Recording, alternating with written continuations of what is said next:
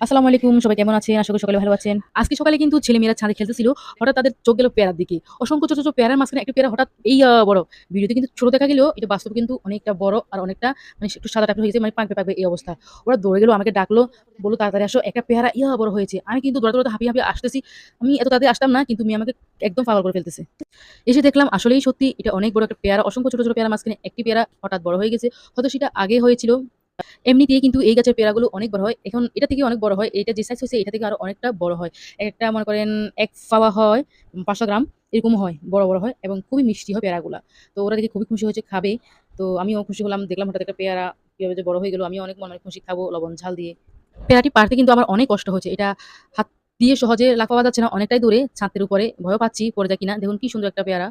আমাদের কিন্তু অনেক ফল গাছ আছে, যেহেতু আমরা গ্রামে থাকি, আমাদের কাছে কলা, পেয়ারা, কাম, কাঁঠাল, আমড়া, লিচু ইত্যাদি, ইত্যাদি অনেক ফল আছে। তো আজ এই পর্যন্ত। ভালো থাকবেন, সুস্থ থাকবেন।